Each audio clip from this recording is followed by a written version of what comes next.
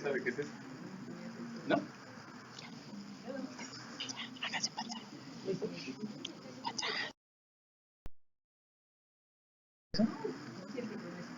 Ok. Buenas tardes. Nuevamente una disculpa como en alguna ocasión anterior por un ligero retraso. El día de hoy tenemos un visitante que no viene de muy lejos y de una institución que tiene un nombre parecido al nuestro. El doctor Rafael Quintero nos visita de la UNAM, del CEFATA. Él se dedica a nanotecnología, básicamente a la caracterización de propiedades eléctricas y magnéticas de la materia. Él hizo su licenciatura en la UNAM, en física, pasando por una maestría en el CINVESTAP, en el Departamento de Ingeniería Eléctrica, y concluyendo con su doctorado en Ciencias Materiales en la Universidad de Auburn, en Estados Unidos. Lleva 14 años en la UNAM. El día de hoy nos va a platicar sobre linealidad, entrelazamientos y fluctuaciones. Con ustedes, el doctor Rafael Quintero. Bienvenido. Gracias. Agradezco. De principio, no tenía una idea muy clara de la cobertura de ustedes y qué podría ser interesante. Entonces, muchas de las cosas tal vez van a necesitar de su retroalimentación. Entonces, me gustaría que participaran y que me hicieran ver si algo es de interés o me estoy alejando mucho de lo que podría ser de alguna manera que tenga algo que ver con ustedes. Entonces, de principio imaginé que tal vez sería algo así como espectro general de electrónica o de ingeniería. Entonces, pensando en eso, dije tal vez la linealidad podría ser un punto común. El entrelazamiento es lo que llaman entanglement. Básicamente tiene que ver con un fenómeno cuántico que es particularmente interesante. Vamos a ver si podemos convertirlo en algo que sea clásico, real, del que podemos hablar. Y fluctuaciones, lo que sería algo así como muy interesante. Entonces, de alguna manera, pareciera ser que quiero ir un poquito desde la cobertura básica de la ingeniería hasta aspectos donde fenómenos no muy cotidianos podrían estar participando. Entonces, yo daría por hecho que todo mundo tenemos una idea más o menos clara de lo que son los conceptos aceptados.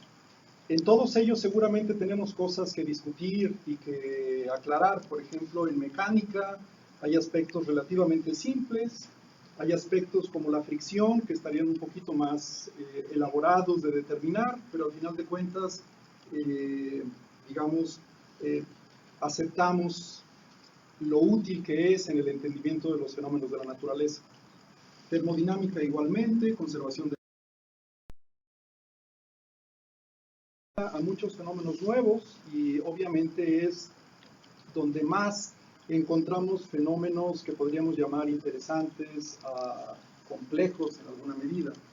Relatividad de alguna manera define las velocidades en las que nos estamos entendiendo, y la dinámica no lineal también supuse que podría ser esa. Todo esto es lo que llamamos los modelos clásicos aceptados y que de alguna manera nos ayudan a construir todo lo que sería la ingeniería, que básicamente es lo que nos interesa y imaginaría yo que tenemos algo que decir. En ese contexto surgen cosas interesantes, que son lo que llamaríamos los conceptos de la física moderna. Uno de ellos sería la cuantización. Pues ya más o menos todos aceptamos que en el digamos, conceptos de la física moderna requieren la participación de la cuantización. En la ilustración que está puesta ahí abajo, muy pequeñita, básicamente requiere ese concepto. Cuando nosotros hablamos es el efecto fotoeléctrico. Cuando nosotros que esa luz podría ser absorberse y reflejar una parte, o sea, inelásticamente regresar algo de su energía. Y eso lo entendemos claramente solamente si incluimos que la materia está formada por niveles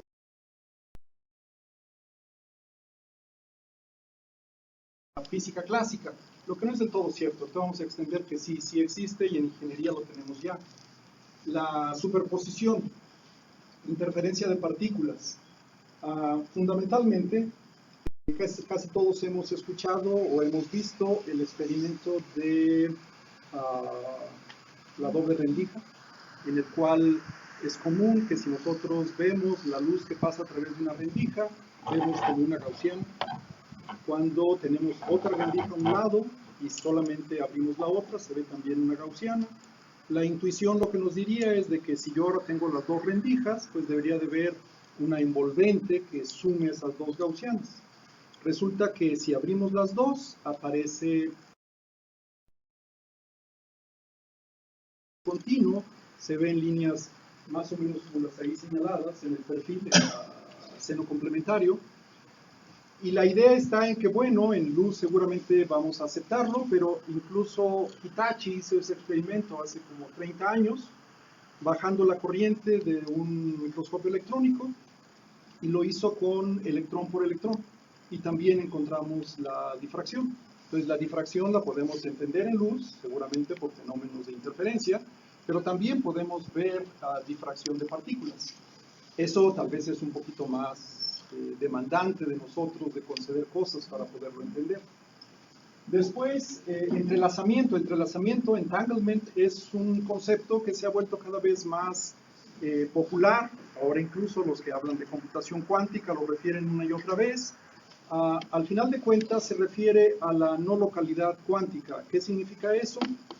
Que en general, si nosotros quisiéramos tener una imagen ingenieril, y para todos estos tenemos imágenes ingenieriles, no es nada más que relacionar dos objetos, o sea que no están independientes.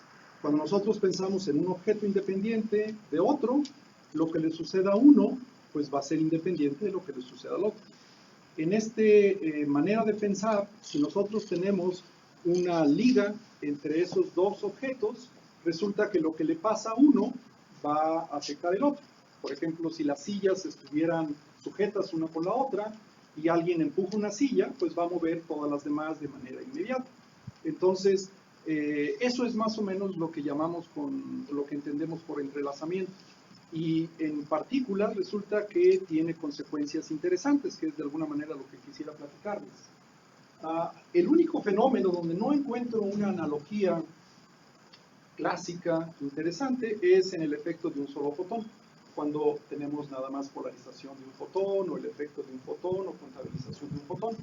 Pero la liga que quería hacer es que hay conceptos que de alguna manera parecería que no deberían de corresponder a la ingeniería, y resulta que sí lo son. Al menos los primeros tres sí tenemos un análogo que nosotros vamos a estar mencionando una y otra vez.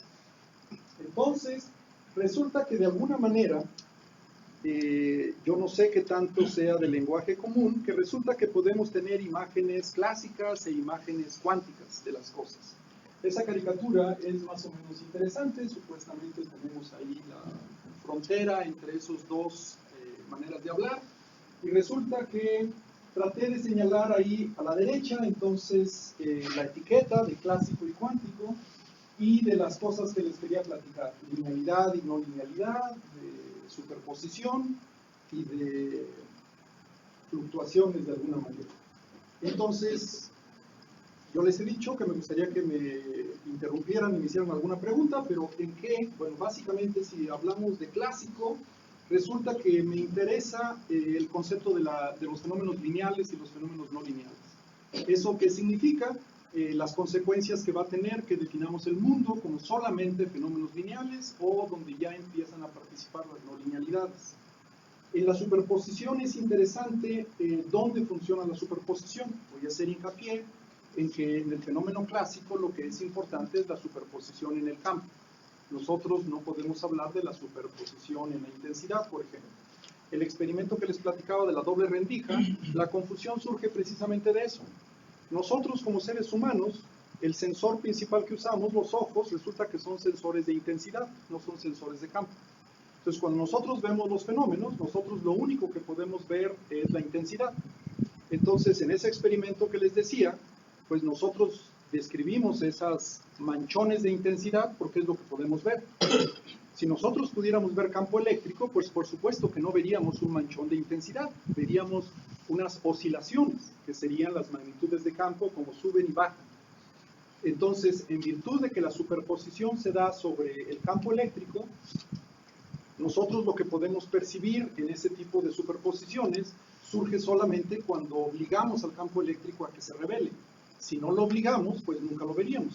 Entonces, la idea de ver fenómenos extraños se debe al sensor que estamos usando, que nosotros los humanos, en general, pues dependemos de nuestros sensores, es lo que es natural para nosotros, y el sensor habitual es un sensor de intensidad que no puede medir polarización, no sabemos qué es eso de la polarización, y lo único que podemos ver es si hay más o menos de algo. Fluctuaciones, en general, cuando lo pensamos desde un punto ingenieril, es algo que nosotros tratamos de evitar, subiendo la intensidad de las variables. Entonces, si nosotros hablamos de ruido y es algo que nos preocupa, lo que hacemos es subir la intensidad y ya con eso alejamos el ruido un poquitín. Si se puede, también le podemos poner fronteras, de tal manera que aislamos el sistema, de tal manera que el ruido no participe mucho. Entonces, parece que clásicamente nosotros, si somos cuidadosos en la variable que vamos a entender, la superposición funciona bien. Si nos mantenemos en el régimen lineal, las cosas van a ser relativamente simples. Y si mantenemos, digamos, si sabemos dónde va a usar la superposición y si evitamos las fluctuaciones, todo va a estar más o menos bien. En el mundo cuántico, en general, si vemos la parte de la linealidad y la no linealidad, las ecuaciones son lineales. La ecuación de Schrödinger es una ecuación lineal, lo que significa es que las no linealidades no están incluidas. Podemos poner no linealidades en el campo, pero en general se vuelve muy complicado. Entonces, ahí casi es complicado meternos a estudiar fenómenos no lineales. En general evitamos incluso la disipación, lo hacemos con conservación de energía, entonces las cosas todavía se simplifican más. La superposición se aplica en la función de onda, obviamente no en las amplitudes, no en la probabilidad. Y después las fluctuaciones en general son bien críticas, porque ahora lo importante es que si tenemos dos partículas y queremos que platiquen entre ellas, las magnitudes son muy pequeñitas, lo que significa que cualquier fluctuación destruye la posibilidad de platicar. Entonces es algo que nosotros tratamos de evitar. Tratamos de impedir que las fluctuaciones participen en los sistemas cuánticos. De hecho, le llamamos que es lo que produce la descoherencia, que eventualmente es lo que hace que se pierda la superposición. Entonces resulta que podemos trabajar un poquito con cuidado algunas de las cosas, pero creo que lo que nos bastaría en esta plática es que tratáramos de encontrar que lo que llamamos cuántico se relaciona mucho con los aspectos clásicos. Entonces, en ese aspecto, los tres aspectos principales que decíamos que parecería que participan solamente en los fenómenos cuánticos, realmente ya los conocíamos desde hace mucho tiempo. La óptica particularmente, en los últimos 100 años, ha permitido que nosotros estudiemos a la luz desde el punto de vista de fenómenos, digamos, cuánticos y fenómenos clásicos. Entonces, para todos es conocido los modos de propagación. Al final de cuentas, no es más que una manifestación de los niveles de energía. Entonces, algo que de principio parecía que es algo inherente a la mecánica cuántica, resulta que no lo es del todo. En una guía de onda, tan simple como eso, nosotros podemos tener modos de propagación. Y esos modos de propagación están bien distanciados uno del otro, con energías particulares, y de acuerdo a las condiciones de frontera nos van a definir cuántos de ellos existen, de manera idéntica a como sería en mecánica cuántica. Entonces resulta que ese fenómeno está muy presente en óptica al menos.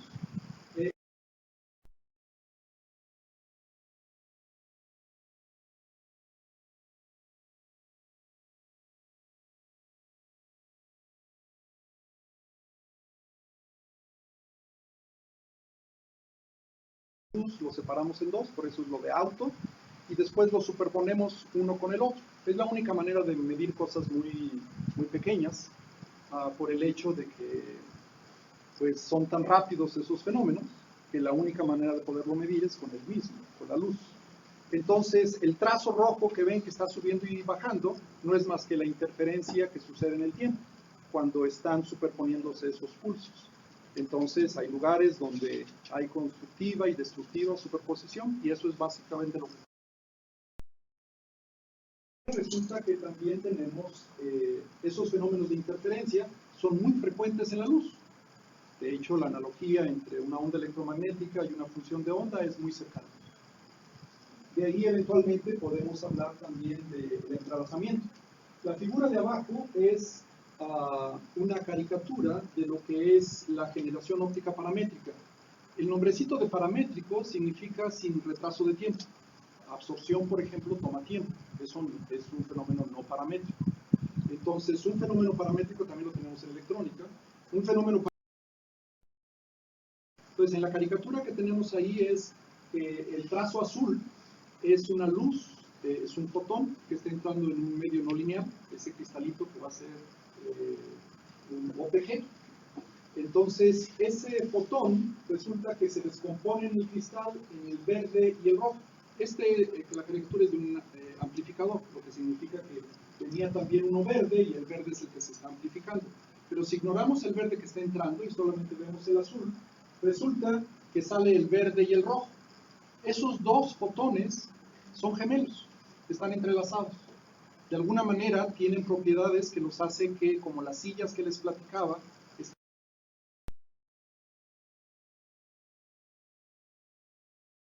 ¿no? De que si le hacen cosquillas a un fotón, el otro fotón es el que se ríe, por el hecho de que están entrelazados. Hay cosas interesantes que se pueden hacer. En algún momento estuve trabajando en este tipo de fotones y, por ejemplo, para calibrar las cámaras de los satélites se utilizan este tipo de fotones. Nuestros cuates los gringos, que les encanta ser los policías del mundo, están tomando fotos de todos lados y de pronto ven destellos, particularmente viendo a Corea del Norte o alguno de los malosos para ellos, y tienen dudas si ese destello corresponde a qué tipo de detonación, si es, no sé, TNT, una estación de gasolina que se estalló, o es algo más divertido. Entonces, para hacer eso tienen que calibrar la intensidad que están recibiendo. Pues básicamente lo que se hace es que cuando pasa el satélite, se producen esos dos fotones. Un fotón se manda al satélite y otro fotón lo medimos aquí. El satélite dice, ya vi tu fotón y según yo está la intensidad. Con eso ya sabemos la calibración. Ya puede seguir la cámara andando y nosotros podríamos juzgar qué tan, no nosotros los gringos, qué tan preocupante para ellos es esa detonación. Entonces resulta que esos fotones gemelos, al final de cuentas, ya tienen esa propiedad que les decía de entrelazamiento. Y eso es lo que da lugar a muchas de las, digamos, caricaturas hoy día, ¿no? De que, no sé si han escuchado, que de pronto dicen si existieran esas partículas que están relacionadas y se producen en un lugar y empiezan a viajar en diferentes direcciones, y de pronto yo tomo una de estas partículas y la analizo, si yo conozco a esta partícula, también conozco a la otra. Antes de que yo la midiera, es una propiedad inherente de la mecánica cuántica, surge la duda de si las dos ya estaban definidas. Y resulta que yo la puedo medir de muy diferente manera, entonces cuando yo lo mido, en ese momento la otra partícula también se define. Eso a muchas personas no les gusta porque dice que esta tiene que recibir una información de la otra y como es paramétrica tendría que ser instantáneo y eso no es muy agradable casi para nadie. Eso se resuelve si nosotros imaginamos que lo que tenemos es una relación no local, o sea, algo donde el concepto de posición no es importante. Entonces, básicamente, si empezamos a ir en esa dirección, aceptaríamos que entonces, en realidad, sí es cierto, las dos partículas no nacieron independientes, sino que son dependientes. Pero es delicado producir este tipo de cosas, no es muy común. Entonces, ese cristalito es un cristalito muy especial. El número de fotones que se producen de esto es un número muy, muy pequeñito. Si nosotros viéramos fenómenos lineales y aventamos 100 fotones, 60 sabemos qué le pasa. Si vemos procesos que serían de no conservación de energía, por ejemplo Raman, entonces tendríamos vamos a empezar en la intermedio fluorescencia, de cada 100 fotones tal vez uno florece, que es un proceso todavía lineal. Después si vamos a procesos no lineales como Raman, resulta que de cada millón de fotones tal vez salgan dos, y en este caso por cada 1000 millones de fotones tal vez salga uno. Entonces esos fotoncitos relacionados, entrelazados, entanglement, son muy poquitos. pero aún así se pueden hacer experimentos divertidos. A los que les interesa computación, pues ya empieza los trabajos que IBM, por ejemplo, tiene en maquinita para que hagan ya algoritmos y puedan hacer computación cuántica, y viene la promesa.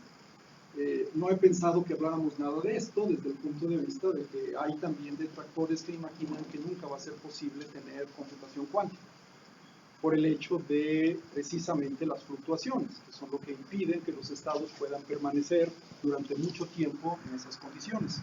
Entonces vamos a ver qué llevamos hasta ahora. La idea está en que hay una serie de fenómenos que parecería como que no son muy de ingeniería, pero yo quisiera comentarles que en realidad todo el tiempo han estado con nosotros y que merece la pena que los mantengamos en mente cuando tratamos de imaginar, entender y trabajar con los fenómenos de la naturaleza en general. Entonces, voy a tratar de platicarles un poquito de linealidad, de entrelazamiento, de fluctuaciones a lo largo de esto. Va a ser relativamente breve, espero, en unos 10 minutos más ya vamos a acabar. Entonces, lo primero que les voy a platicar va a ser acerca de la linealidad. Son cosas que creo que son bien comunes para todos. Creo que lo aprendimos en el curso de circuitos eléctricos 1, casi todos, y nos hablan de que linealidad se da cuando se cumple superposición y homogeneidad. Básicamente lo que está puesto ahí es fuerza 1, respuesta 1, fuerza 2, respuesta 2, fuerza 1 más 2, respuesta 1 más 2. Eso es una maravilla.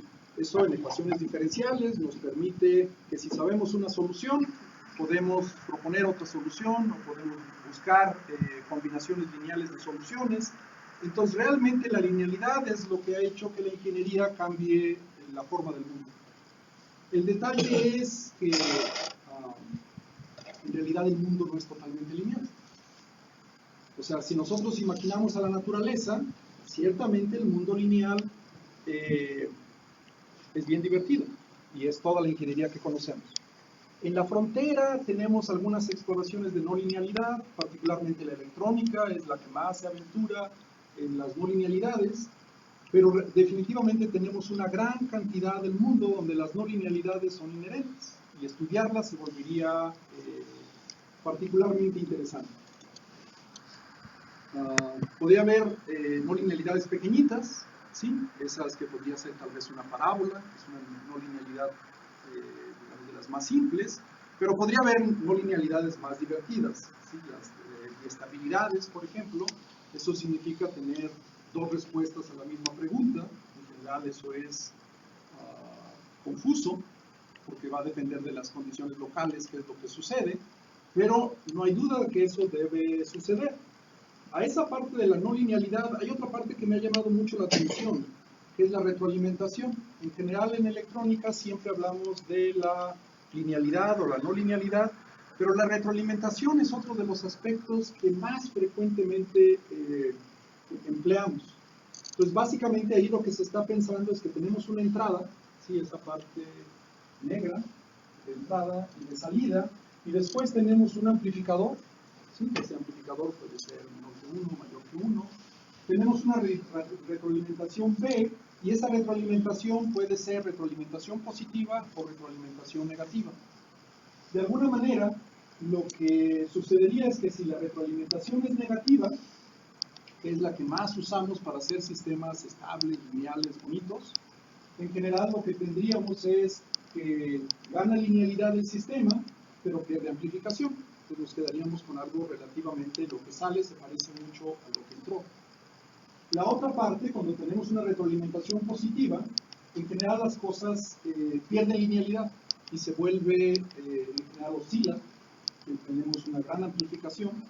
Entonces hay cosas divertidas que surgen nada más de ver la perspectiva de cómo sucede la retroalimentación. Entonces en sí deberíamos de tener algo de la no linealidad divertido y de la retroalimentación. De ahí surge todo lo que daría lugar a lo que sería sistemas complejos. No voy a entrar en esos detalles, sería divertido, pero básicamente lo que tenemos en mente es que toda la ingeniería que conocemos, casi diríamos toda la ciencia que conocemos, se basa en el estudio de sistemas que podemos separar en sistemas lineales. Pero nosotros entendemos que hay muchos sistemas que no se pueden separar, que cuando los empezamos a separar, pierden sentido. Uno de ellos sería, por ejemplo, la escritura. La escritura, cuando tenemos un párrafo, tiene sentido cuando está el párrafo. Si separamos en letras, no tiene sentido. O sea, las letras en sí mismo son componentes, entonces no podemos decir que si yo agarro un párrafo y lo separo en letras, tengo la misma información que el párrafo construido.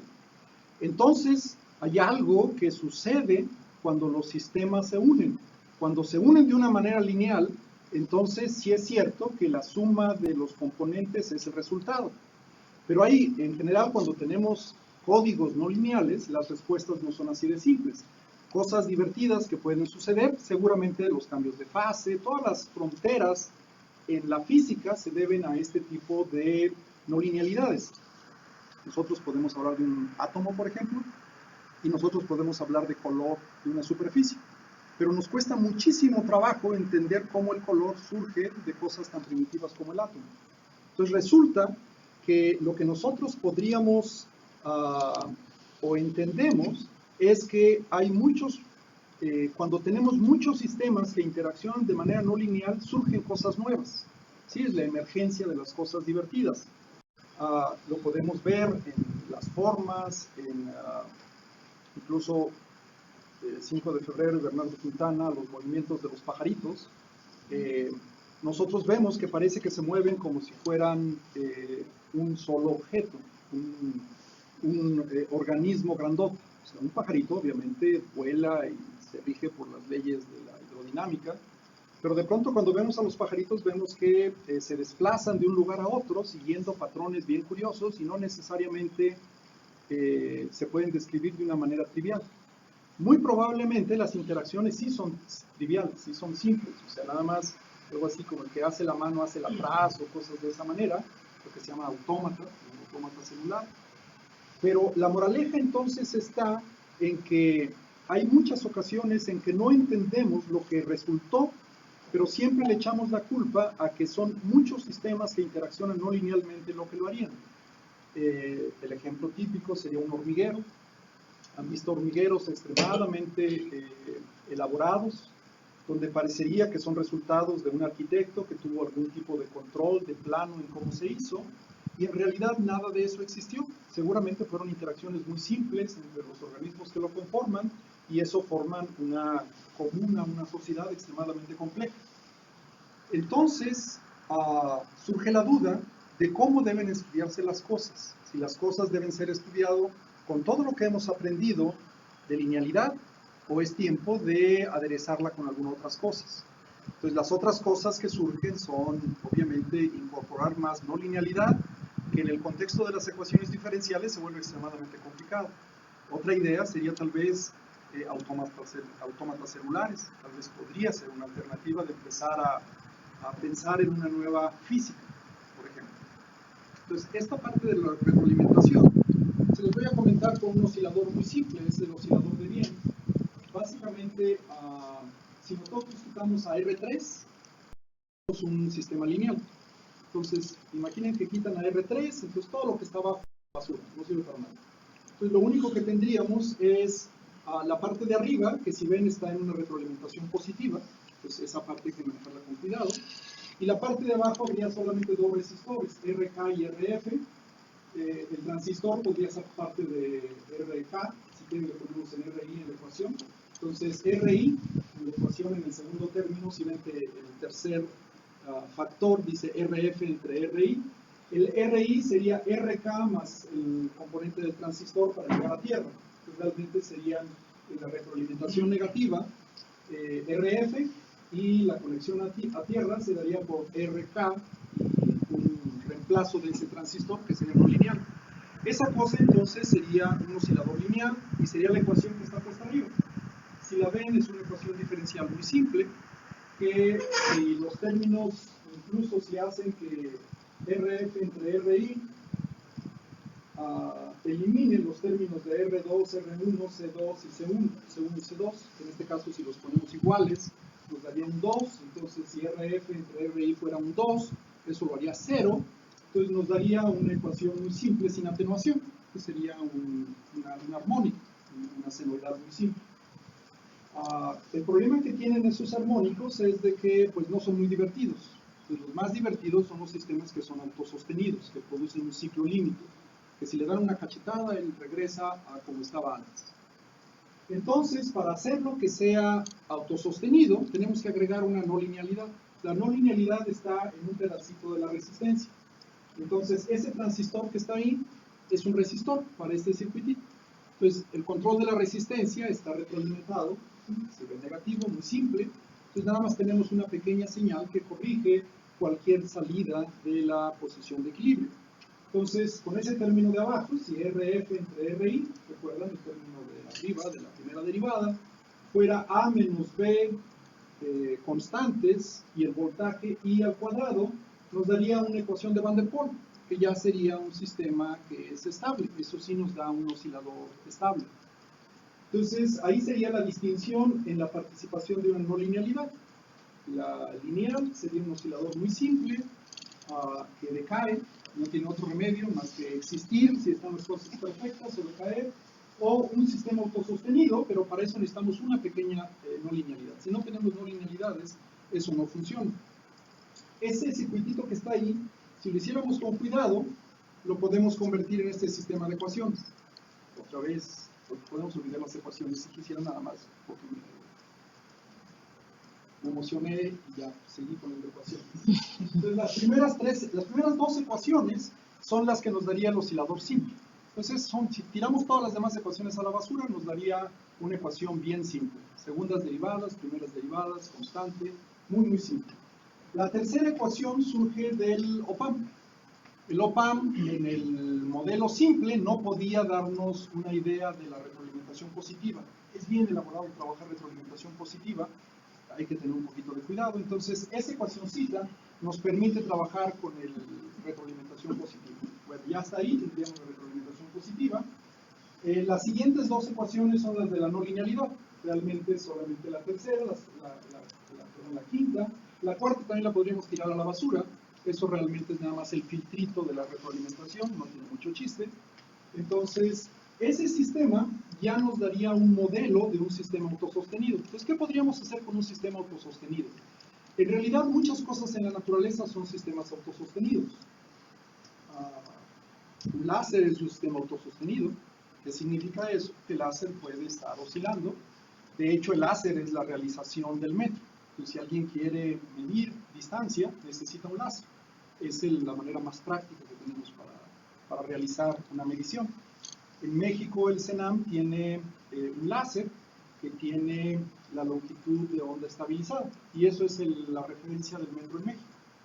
Si alguien quiere revisar eso, tiene que ir a Alemania para que se hagan las correcciones con un láser que tienen los alemanes. Nosotros en México no tenemos una manera mejor más que compararlo con un sistema que sería un femtopeine, que es un láser, y nuestro láser es un láser de helio neón estabilizado. Entonces, básicamente, no es lo único. Nosotros, de alguna manera, siendo un sistema abierto, también somos un sistema autosostenido. Mientras estemos vivos, entrópicamente, lo que tenemos es no conservamos la energía, estamos aumentando la entropía, entonces somos un sistema fastidioso hasta más no poder. Entonces, en realidad podría ser muy divertido. Bueno, lo que hicimos fue con este sistema, primero hacer una pregunta interesante. ¿Qué pasa? Nos pareció interesante. ¿Qué pasa si tratamos de ver el efecto que tendría un estímulo externo? Entonces, si vemos ahí, la salida sería la salida del op-amp, y la entrada realmente no tiene ningún lugar obvio que sería donde le podríamos hacer cosquillas a este sistema. Entonces, en la parte de arriba le etiqueté como B sub in. Ahí sería el lugar donde le podría hacer cosquillas yo a este sistema para ver qué es lo que le sucede. Entonces, la pregunta obvia es, este es un oscilador sencillo. Entonces, él, naturalmente, si lo dejamos en paz, él va a estar oscilando a una frecuencia y va a tener una amplitud. Si lo cacheteamos, él podría mover instantáneamente su frecuencia, su amplitud, pero él va a regresar a su amplitud y su frecuencia. Entonces, la primera pregunta es, bueno, ¿qué tal si en BIN sistemáticamente lo fastidio? Lo fastidio haciendo un barrido en frecuencia. Eso es lo que llamamos injection locking. En los láseres, por ejemplo, es la manera de estabilizarlos, de tener un láser que va a funcionar durante mucho tiempo.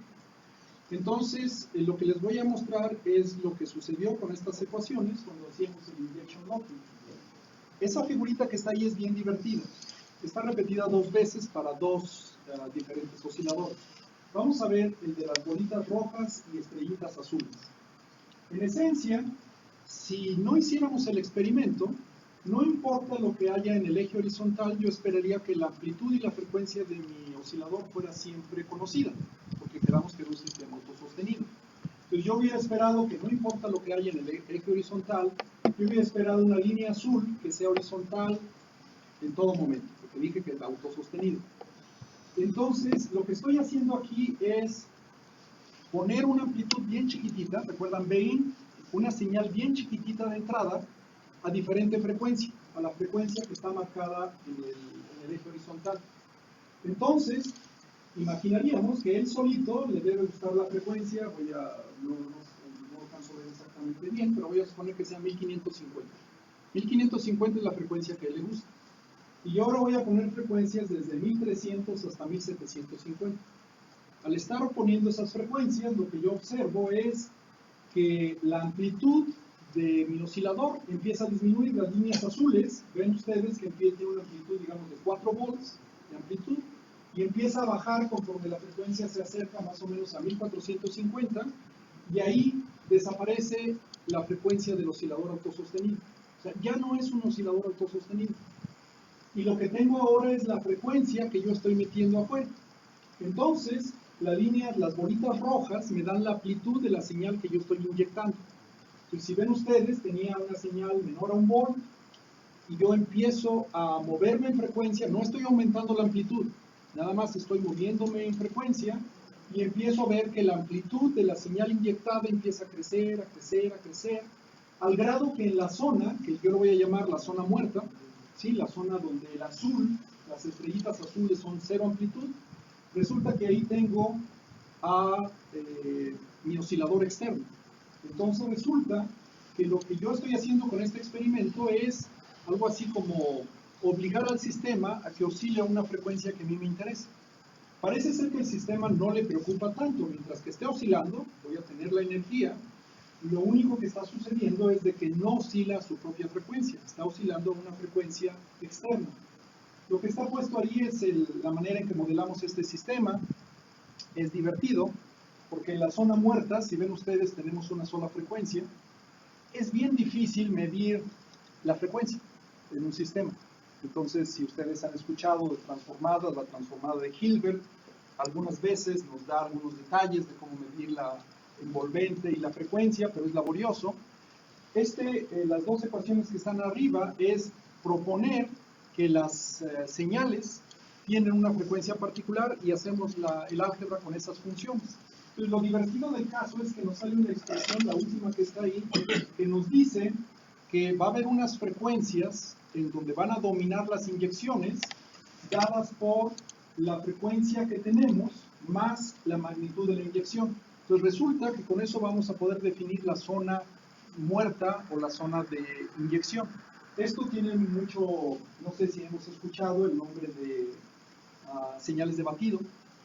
En acústica es muy frecuente cuando nosotros tenemos 2 señales que están a frecuencias relativamente cercanas y nosotros recorremos la sala y encontramos lugares donde se escucha un zumbido y lugares donde no se escucha el zumbido. A eso le llamamos batido. Entonces, básicamente, donde tenemos las 2 señales, es la zona de batido. Ahí tengo 2 señales que están interactuando. En la zona 0 le llamamos zona muerta y tengo solo una frecuencia y después regreso otra vez a la zona de batido. La otra sería cuando puse una frecuencia muy chiquitita, la azul clara y la púrpura. Pero entonces, ¿cuál sería la moraleja del caso? Que incluso en sistemas con poquita no linealidad podemos ver cosas bien interesantes. Eso de alguna manera nosotros especulamos, es muy similar a lo que sucede con el aplauso cuando vamos al teatro, por ejemplo. Todos nos hemos percatado, estamos en el teatro, termina la función, aplauden y resulta que en poco tiempo se sincroniza el aplauso. Más o menos todos aplaudimos igual, a pesar de que no lo hacemos a propósito, es normal. Decimos que hay una retroalimentación por el oído y de alguna manera se sincroniza el movimiento. Eso es lo que sucede. En esa zona muerta es donde se sincronizan las cosas. Entonces resulta que en la naturaleza la sincronización sucede frecuentemente. Hay muchos fenómenos de la naturaleza que se sincronizan. Entonces, parecería que con ejemplos bien simples podemos empezar a especular qué es eso de la sincronización. Después, nada más para martirizarnos aún más, lo que puse fue ahora dos osciladores autosostenidos con diferente frecuencia. Esas gráficas que están ahí, que parecen, no sé qué parecen, para mí son muy bonitas, para ustedes tal vez no signifiquen mucho. Básicamente lo que tenemos es que en el eje horizontal es la frecuencia y después la altura es la amplitud. Particularmente traté de señalar también con rojo y azul las dos frecuencias que podemos tener, la natural de cada uno de los dos. Entonces, muy al fondo es cuando yo los tengo tan aislados eléctricamente que no participan, no juegan uno con otro. Y muy hacia abajo, la resistencia que puse es tan pequeña que pueden platicar entre ellos. Entonces es claro que todos deben empezar donde tengo dos osciladores independientes, el rojo de un lado y el azul del otro. Entonces en los tres casos empiezo igual y lo que empiezo es a cambiar la interacción, empiezo a hacer que platiquen más uno con el otro y lo que veo es que en un caso parece que el sistema se sincroniza al otro, en este caso no es una fuente independiente, son dos osciladores autosostenidos, en el otro se va a la otra y en el otro quedan más o menos en un valor intermedio. La manera en llegar a esa frecuencia final, también haciendo el mismo formalismo, se puede predecir desde antes de hacerlo. Bueno, entonces, no linealidad parece ser que es interesante, no importa que sean cosas chiquitas y además empiezan a aparecer cosas que de alguna manera nosotros decimos sí es cierto, eso yo lo puedo creer. Voy a suponer que todo el mundo acepta que Fourier es la maravilla. Entonces, solamente voy a hacer un comentario rápido, y de hecho ya acabamos, la martirización ya terminó, pero quiero hacer unos comentarios. En superposición, les decía que en óptica la superposición se da en el campo eléctrico y no en la intensidad. La superposición no se da en lo que nosotros querramos. Por ejemplo, no hay superposición en frecuencia, no hay superposición en intensidad. No podemos superponer lo que se nos dé la gana. Si estamos en circuitos eléctricos y se acuerdan que tenían dos osciladores y los dos osciladores tenían frecuencias diferentes, no podemos usar el formalismo de fasores a menos de que quiten una fuente, resuelven, otra fuente, resuelven y después trabajan con las señales, digamos, superponen una fuente a la otra, pero no pueden trabajar con las dos fuentes de manera independiente.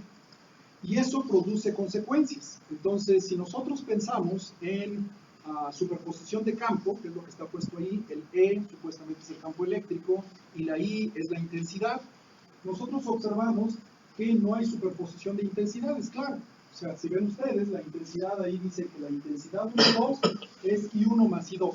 Ahí debería de ser el final de la superposición si la intensidad se pudiera superponer. El siguiente término nos dice que algo le faltó. Entonces, si ven, es I1 por I2, raíz cuadrada, 2 coseno de una relación entre ellos. Entonces, francamente, el campo eléctrico sí se superpone, la intensidad no. ¿Qué consecuencia tendría esto?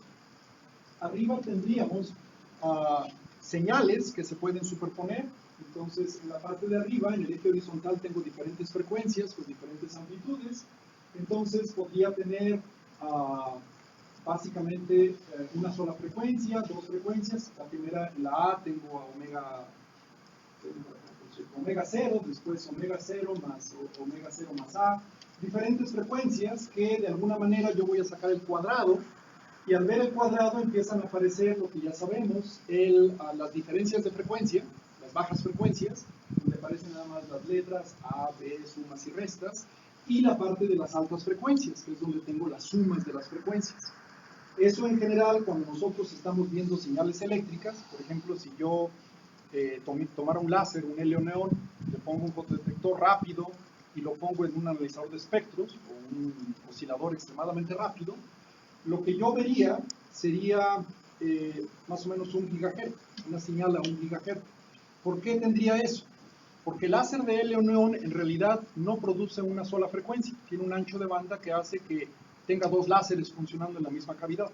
Entonces, un lásercito de 30 centímetros de helio neón, que seguro tienen varios aquí, Si ustedes lo prenden y lo ponen en un fotodiodo rápido y lo meten a un analizador de espectros, van a ver que aparece un pico. Ese pico de 1 giga, pues en nada se parece a la luz roja, porque la luz roja son terahertz, ¿sí? Son elevadísimos. Entonces, por supuesto que la oscilación del campo eléctrico no lo verían en ningún analizador de espectros. Lo que están viendo es el bitting de las dos frecuencias que está emitiendo el láser. Entonces, eso es maravilloso, porque entonces ahí en el analizador de espectros verían las letras, ¿sí? El A, B, que serían las diferencias en frecuencias. Las sumas de frecuencias nunca las van a poder ver. Entonces, resulta que la idea de si vemos la superposición de campo o superposición de intensidad es bien relevante. En el espacio, para nosotros, sería la diferencia entre ver o no superposición de dos rendijas. En el tiempo sería el ver o no las frecuencias. Eso tiene que ver también con la interferencia de las señales que tenemos, el empatado de las fases, de los celulares, todo ese tipo de frecuencias que estarían ahí señaladas. Después, voy a pasar rápidamente por un par de... un aspecto interesante que nos llevaría al asunto del entrelazamiento que les platicaba, es la polarización. La descripción de la polarización, en general, lo que me está dando es información de cómo se propaga la luz. Lo puedo tener en dos representaciones, también en intensidad y en campo, pero esa esfera, de alguna manera, me describe cómo se mueve la luz. Entonces, la luz que se desplaza en el espacio, de alguna manera yo lo puedo caracterizar y puedo decir, tengo luz polarizada verticalmente, horizontalmente, circularmente, y esa información de alguna manera la puedo sistematizar, eso es importante, pero lo que quería señalarles es que ahora ya podemos incluso hacer experimentos con esa polarización y eso nos va a llevar a entanglement. Lo que llamamos entrelazamiento clásico es, siempre que tengan dos fenómenos ortogonales, lo podemos separar y por lo tanto podemos tener relaciones entre esas dos. No les había platicado, pero hablábamos de esas dos partículas que tienen información, las del oscilador paramétrico, y resulta que decíamos que le hacíamos cosquilla a uno y el otro se reía. En este caso lo que tenemos es dos polarizaciones, entonces la intensidad y la polarización van a ser ortogonales. Y entonces voy a poder hacer experimentos de cómo la luz pasa de una polarización a la otra. Entonces ese aparatito que tenemos ahí es un aparatito que nos permite separar la luz en las polarizaciones que tenemos. Entonces básicamente lo que tendríamos son dos espejos y un divisor de haz. Las ilustraciones básicamente siguen un trazo azul. El trazo azul es cuando están, vamos a ponerle balanceado, y el C sería cuando separé el rojo y el azul. Entonces resulta que yo puedo separar la polarización de la luz. Lo interesante, ya no voy a llegar a tanta barbaridad para ustedes, es que yo puedo medir el entanglement, sería el grado de plática que tiene una intensidad con la otra de manera clásica. Entonces, algo que parecía una cosa rara, que era la correlación entre fenómenos, ahora lo puedo medir de una manera simple. Suponiendo que ahora lo que yo llamo entrelazado de variables son cualquier variable que sea ortogonal, en este caso la polarización y la intensidad, y ahora yo puedo tratar de ver cómo pasa la energía de una a otra. En este experimento resulta que uno diría, si tienes un sistema lineal, puedes separar sin ningún problema y no debe haber intensidad que se vaya de una a la otra. Las fluctuaciones, que era el último tema que les había platicado, resulta que nos permite que pase energía de una a la otra. Entonces, utilizado la transformada de Wigner, resulta que nosotros podemos medir el grado de entrelazamiento de una manera física. Entonces, esta luz, si yo la paso a través de un aparatito que hace la transformada de Wigner, la transformada de Wigner matemáticamente la podemos hacer en la computadora, pero también la podemos hacer ópticamente. Ópticamente, por ejemplo, hacer la transformada de Fourier es poner una lente. Entonces, si nosotros tenemos una imagen y una lente, lo que sale del otro lado es la transformada de Fourier. También podemos hacer la autocorrelación. Con dos espejos y un divisor, yo puedo hacer físicamente la autocorrelación. Con un prisma especial, que se llama prisma de Dove, yo puedo hacer la transformada de Wigner. Entonces, de alguna manera, esas transformadas que podemos hacer en la computadora, también las podemos hacer en tiempo real. Y resulta que nosotros podríamos medir qué tanta relación tienen fenómenos que de principio son ortogonales. Ya no voy a insistir en las fluctuaciones, pero les voy a platicar más o menos entonces cuál sería la moraleja de lo que hemos platicado. Entonces, la linealidad permite la superposición desde el punto de vista de que solamente la usamos como una estrategia para conocer más cuando el sistema es lineal. Debemos saber en qué se le aplica la superposición, no podría ser a cualquier cosa. En general, solamente al campo es el que tiene superposición. Si ustedes, digamos, pensamos en fuerzas físicas, pues fuerza sí aplica superposición, ¿sí? Ponen su mano, un libro, sienten dolor, 2 libros y martillazos, sienten también un dolor y cada vez empieza a crecer de manera lineal. Si les dan solo el martillazo, solo el libro, todo eso es superposición, no habría mucho problema. Después, no linealidad abre la puerta a fenómenos de emergencia, oscilaciones autosostenidas. Mucho tenemos que entender incluso en cómo trabajar ese tipo de problemas, porque matemáticamente se vuelven muy elaborados. Entonces hay quien dice, autómatas celulares es la manera de trabajar esto, me parece que podría ser una alternativa. Fenómenos cuánticos, es algo que no deberíamos incluso pensar en ellos, no están cerca de nuestras preocupaciones, no del todo. En realidad, se vuelve cada vez más frecuente el pensar que algunos fenómenos cuánticos podrían estar involucrados en fenómenos a los que no tenemos respuesta. Ese es lo obvio, ¿no? Si no sabemos la respuesta de algo, pues ponemos otra cosa que tampoco sabemos y entonces creemos que nos estamos acercando. Cosas que se han antojado que podrían estar relacionadas es detección de campos magnéticos en aves migratorias, la posibilidad incluso de fuerzas de Van der Waals en subir en superficies delgadas, todo ese tipo de fenómenos, fotosíntesis alguien dice, se puede imaginar que invocando algunos de estos fenómenos podríamos abrir la posibilidad a pensar en nuevos fenómenos. Es tentador y se antoja que vale la pena tener en mente todo eso. Y después, las fluctuaciones también podría ser una guía a esos procesos, porque las fluctuaciones son las que nos pueden decir qué es posible y qué no es posible en la conducción de los fenómenos, de cómo podemos obligar a la naturaleza a que siga un camino en lugar de que siga de otro. Eso es lo que quería platicarles, un poquito desordenado. Sé que se durmieron la mitad del tiempo, yo también me dormí un rato, entonces igual. Cualquier duda o comentario, por favor. Tenemos tiempo para unas cuantas preguntas. Sí. No significa que sea la respuesta.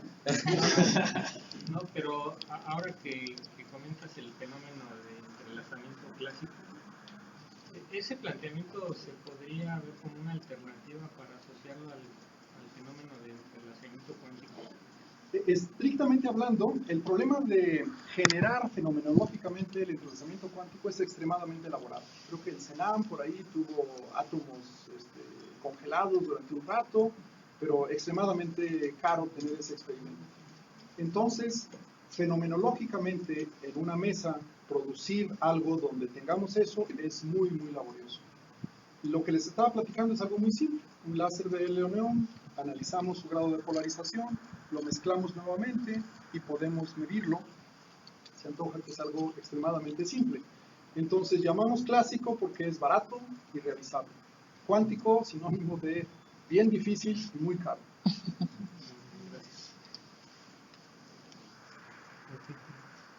En esta última parte hablaba de que los fenómenos como la fotosíntesis se pueden tener en el fondo una explicación de este tipo. ¿Qué se entiende ahorita que hace falta para llegar a esa explicación? ¿Materiales, dispositivos, modelos? ¿Dónde es donde se debe trabajar? ¿Cuál es el paso que hace falta para demostrar?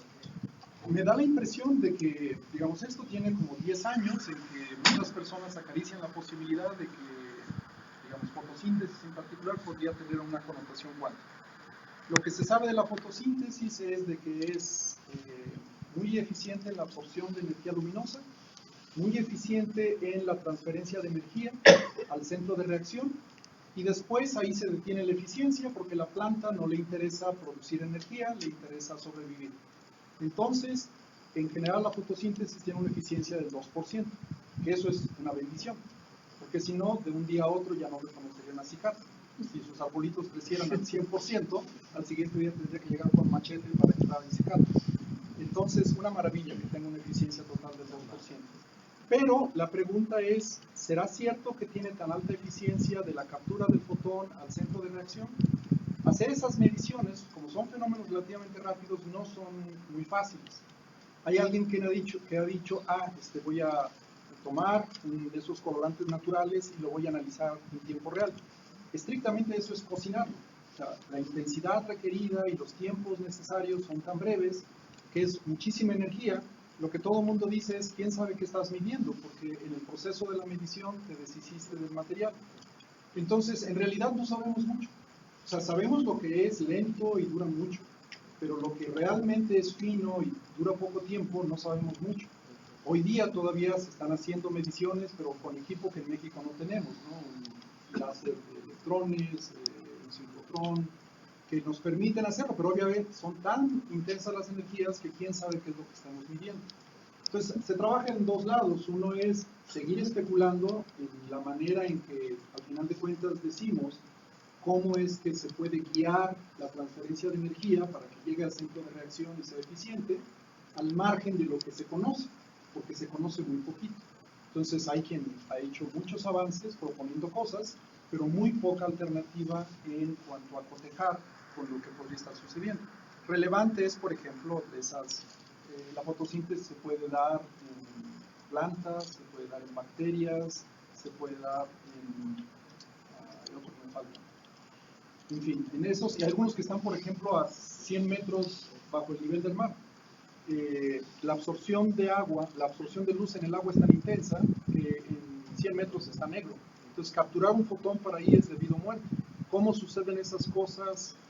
Si se puede reproducir algo de eso en un laboratorio, no hay mucho. Entonces, mucho de esto es un más deseo y especulación que sustentado con tenemos el entendimiento de la naturaleza y nada más tenemos que verificar si lo que sabemos clásico da cuenta de todo o nos falta algo y para eso necesitamos algo cuántico. Entonces, la respuesta no la sé. ¿Qué se necesita? Mucho, pero lo experimental no lo sabemos hacer con suficiente cuidado como para que los resultados sean útiles para nosotros. Me llama mucho el concepto de superposición, pensándolo como conmutabilidad o como una dirección o una posición no privilegiada. Pero me parece también que hay algunos fenómenos donde también ocurren eventos de forma jerárquica. Por ejemplo, en las redes neuronales hay una superposición, hay una no linealidad, pero también hay una jerarquización de los filtros, de forma que se obtienen cosas mucho más que uno no esperaría uno y que son muy rápidos de obtener. Entonces, a lo mejor, además de la superposición, puede haber algo relativo a la jerarquía. No lo sé, probablemente. Ahora que estamos hablando, me recordó los autómatas. En los autómatas, al final de cuentas, alguien lo puede decir, bueno, es una ecuación diferencial, porque son puras diferencias, pero estrictamente las reglas son bien simples. O sea, si piensas en un lineal donde tienes esos tapices muy bonitos, de matemáticas se hacen bien rápido, pero si ves, por ejemplo, las reacciones esas los mapas de reacción-difusión, en general las reglas son bien simples. Entonces, el concepto de jerarquía, o incluso en el modelo de la vida, ¿no? Ese Conway, donde se ven las cosas como si estuvieran vivas, me da la impresión de que es inherente al concepto de autómata el concepto de jerarquía. Incluso si te pones a pensar en el cerebro, la manera en que la memoria se especula que podría estar guardada, que no es como una película o como una enciclopedia, sino son probablemente conexiones particulares de patrones muy repetidos. Ese concepto de jerarquía como que es inherente en algunos fenómenos, o más fácil de seguir en unos casos, y muy elaborado, incluso tal vez imposible de incluir en otros. Yo no sé, pero incluso acaba de salir un libro muy bonito, ¿no? Donde todo, la teoría de la mecánica cuántica está con puros autómatas celulares y hecho por un premio Nobel. Entonces no creería uno que puede ser algo que se puede desestimar de manera trivial. Pues no sé la respuesta, pero sí creo que debe estar incluido, y seguramente en algunas áreas más fáciles de incluir y en otras tal vez lo ignoramos porque no sabemos qué hacer. Agradezcamos a nuestro expositor.